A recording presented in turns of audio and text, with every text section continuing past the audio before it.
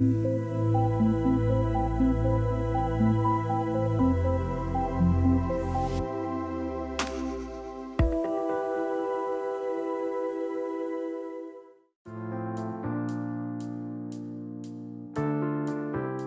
is your mood? Have you noticed a change in your energy as the autumn days draw the nights closer and closer? Though I do know a lot of you listen to this podcast in Australia and you're getting ready for your summer. Lucky you.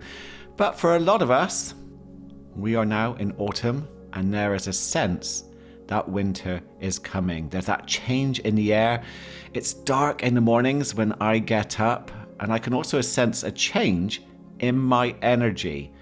It feels a little slower, heavier, and I want more warmth and comforting things to experience. I've noticed in the supermarket, my mind isn't interested so much in salads anymore. It wants soups, it wants sourdough bread, it wants hot and spicy meals.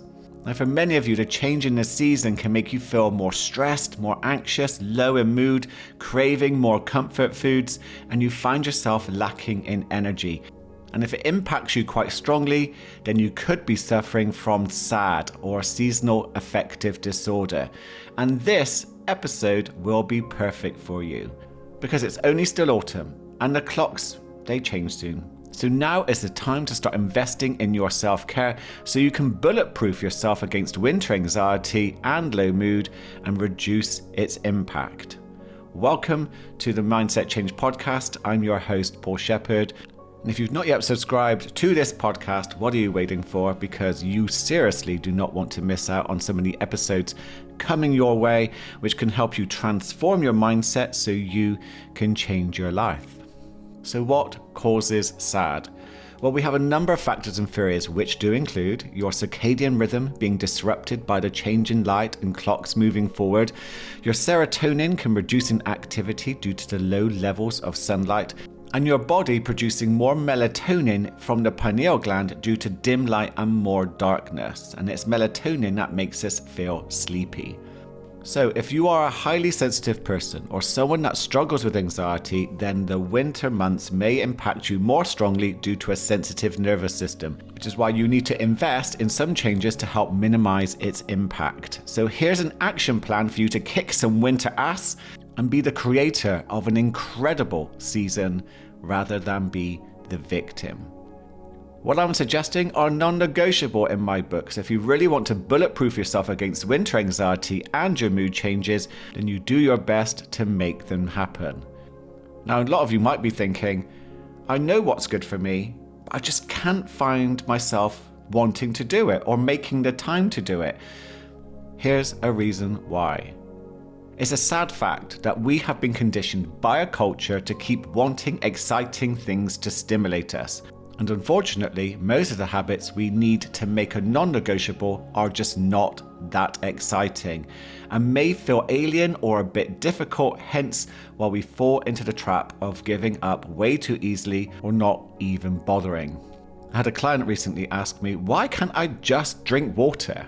I know it will benefit me, I know I will feel better, I know that my mind will be clear, it will be focused, I could get much more done, I'll have more energy, but I just can't make myself drink it. But the reality is, water for most people just isn't that exciting.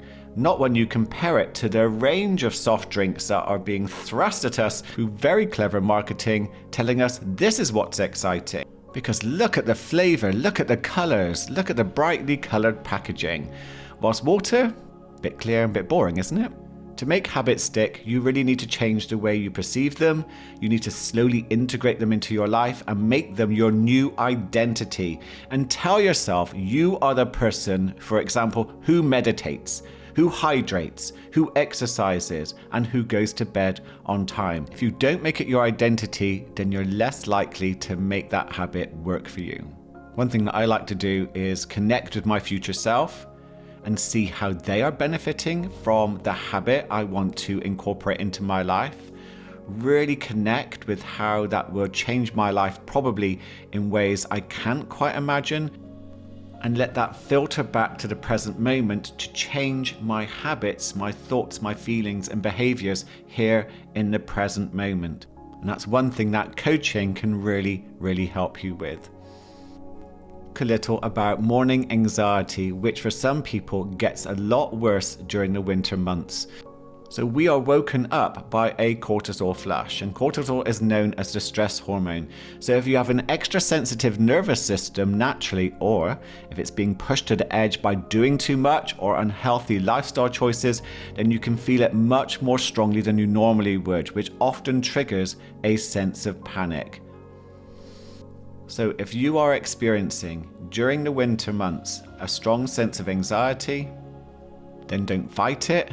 Don't judge it, don't try to distract yourself from it, or try to get rid of it, as this can turn up your anxiety levels even higher. ABC it. My clients love this model, so I'm going to share it with you right now. Okay, first of all, you have to accept you feel anxious. I know that can feel hard, but with a bit of training, it will get easier.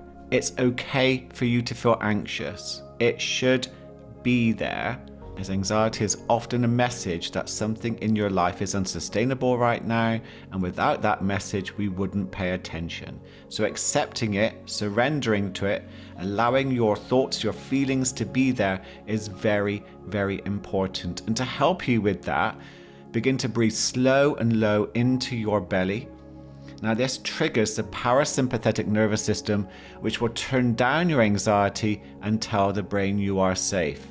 And if you want to upgrade your breathing, put one hand on your belly and one hand on your chest. Do a gentle breath in through your nose into the belly. Pause, a second breath into your chest. Pause, hold for 1, 2, or 3 seconds, and then do a very slow exhale out. And then pause at the end of the breath and keep repeating for about 5 to 6 breaths, or longer if necessary. This is known as the physiological sigh and was made famous by the neuroscientist Dr. Andrew Huberman. So you can Google it, look it up, but it's a fantastic way of bringing your nervous system back to baseline if you are feeling anxious, especially first thing in the morning. Now C, choose. Choose with an attitude of compassion and kindness to soothe the alarm in your body by holding your hand on that part of the body and calming it down with each breath. Say to yourself, this is just anxiety and it will pass. I am safe. Then gradually bring your attention to the present moment. Now, I know some of you will be saying, when I'm really anxious, I wouldn't want to do all of these things. What I would say to you is, with any bit of anxiety you're feeling, not the really strong panic attacks, practice this technique. It's really simple. So you get used to and you rewire your brain to manage anxiety in a whole new way. So when you do experience something stronger, you can use this technique and it will begin to naturally kick in. My clients tell me this is exactly what happens. But hey, I'm just telling you something works. You have to experience it to gain confidence in it. ABC. Accept, breathe, and choose your approach to work with the anxiety. I coach people with a lot of different choices, so please, if you are experiencing anxiety and it feels out of hand, get in contact and let's see if I can get you in for some coaching. Let's talk about sleep. If you are messing around with your bedtime and sleep hygiene, then you are messing around with your circadian clock and your quality of sleep. No one can get away with it. Get 7 to 8 hours of quality sleep each night. Now, I use an Oura Ring, which gives me my stats on my quality of sleep for accountability. You can use a Fitbit, Apple Watch, or even just an app on your phone like Sleep Cycle to get an idea of where you are sleep quality wise. This is essential. It literally is the foundation of all mental and physical health, and yet it's something that people don't take seriously. And this is going to be a challenge for some of you too, but I wouldn't drink alcohol for a while. Give yourself a break. There is no getting around the fact that alcohol is a type 1 carcinogen and a depressant, which can bring down your mood, and it can also trigger your hypothalamus to send signals to the brain that you are in danger for days after drinking. Also, as a neurotoxin, it also damages the parts of the brain which help manage your thoughts and your emotions. Plus, you also need your gut health to be in a great place during winter. You have a whole community of gut microbes doing their best to make your essential neurochemistry, which includes serotonin, dopamine, and GABA. And GABA, by the way, slows down activity in your brain and nervous system, so it helps calm you down. Alcohol can kill off your gut bacteria you need to help you with your mental and physical health. And as it gets into party season during the winter months, I seriously would rethink your alcohol relationship, as I've never heard anyone say that they don't feel better from reducing or stopping their alcohol intake. Let's move on to meditation. And I know some of you are rolling your eyes out there thinking, well, not meditation again. And I get that, and I was the same at one point. But seriously, begin to meditate to train your mind and boost your neurochemistry. I know most people struggle with meditation, as I mentioned in my podcast episode recently, Ego versus Meditation. But don't let your ego be the puppet master. Cut the strings and choose with intention to meditate and get the full benefits of a calmer and more focused mind. Do check out that episode. Plus, use the meditations on this podcast to help get you into the habit. I promise you, you won't regret it. And do your best to get the basics right. I know in the winter months, it's tempting to eat more comfort food, especially junk, wrap up on the couch for another TV series binge, almost like you're in hibernation. But if you can, begin to choose those healthy comfort food options like soups and casseroles, etc. Hydrate properly, go for walks outside in nature, connect with the people you love. We often isolate ourselves in winter. That's really, really not good for us. And do find activities which are fun and connecting. Don't let winter make you boring. Your mind and body will absolutely love you for it. Get exercising. I know that can be difficult for a lot of you, especially when you don't have the energy, but exercise can be more effective than medication to boost your mood and energy. Your mitochondria need you. Your what? Well, they are your cell battery packs, and if they are low and not very active, then you can feel lethargic and struggle. But exercise, especially aerobic exercise, can help you increase your mitochondria by up to 40%. I go to my local F45, which is fantastic for me. There's a community of people that I can connect with. So that also is a wonderful way to boost neurochemistry, as well as build physical strength, resilience, and boost my mitochondria. Plus, booking a class is more likely to make me want to go. Something that also helps me is to fast. So I fast from 7:30 p.m. until around 11:30 to 12 p.m. the next day. The health benefits for this have been incredible. I'll do another episode on that at some point, as this is still quite new to me. I've only been doing it for a few months. I also add a 3-minute cold shower, as fasting and cold exposure boost my energy, immune system, mitochondria, brain function, that reduces blood pressure and inflammation. I ain't gonna lie to you, it's quite the challenge to walk into that cold shower first thing, but you do get used to it. And now it's something that I have a love-hate relationship with. I can sense my ego hesitating just before I step in, but it's absolutely wonderful just to step in anyway, regardless of what my mind says, and experience the benefits of having a cold shower. My brain afterwards, it feels insane, really focused and full of energy. I would also add to your morning routine use of a SAD lamp. This boosts your exposure to light first thing in the morning. It takes about a week for the exposure to work properly, but it seems to be very effective for anyone who struggles with seasonal affective disorder. Of course, I can't talk about a winter action plan without mentioning which supplements you could take to help boost your winter health. But please do seek advice from a medical professional to make sure you're not causing more of a problem. Now I'm going to talk about the ones that I use. I won't go into what they all do, as do you know what? That could fill a whole other episode. So please do Google the ones I mention. My focus on me is to boost my mental and physical health. Hence, these are the ones that I take the most.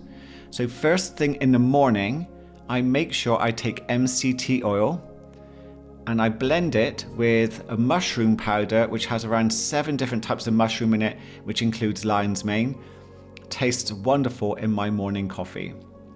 A little later, I have a smoothie where I add creatine, greens powder, collagen, and taurine. I also take a couple of high-strength omega-3 capsules. Now, to make things super easy for myself, I also take a Numind Wellness sachet which contains all my daily vitamin needs, and it contains a vitamin B complex, vitamin D, magnesium glycinate, L-theanine and ashwagandha, as well as lots of others. Now this saves me a small fortune and time and comes in a small sachet. Now, Numind Wellness is a huge friend of this show, and you will find their link in the show notes, as well as a discount for 20% off every order, including, by the way, their menopause support system. Use the code PAUL20 for your 20% discount off every order. I think it's really, really clear that if your body doesn't have the tools it needs to help you maintain your mental and physical health, then it will fall short. So please give your body what it needs so that it can help you. And help you do what exactly?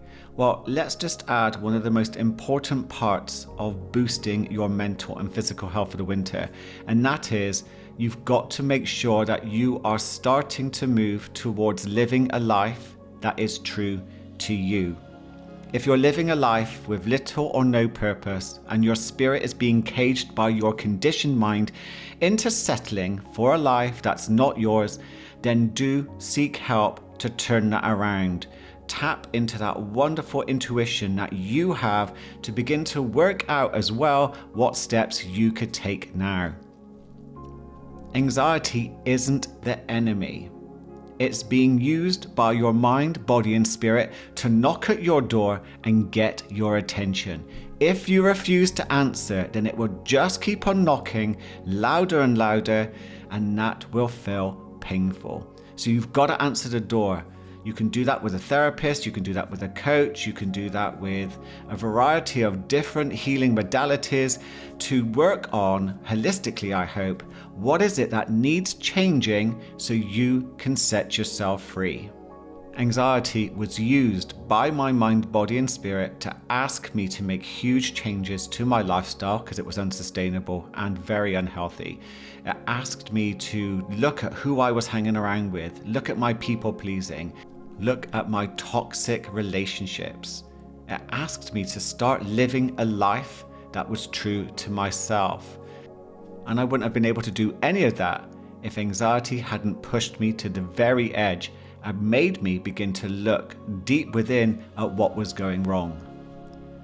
If you want to know more about how to work towards anxiety freedom, to start creating and living the life you truly want to live, then contact me in the show notes and we can have a conversation. And that's it.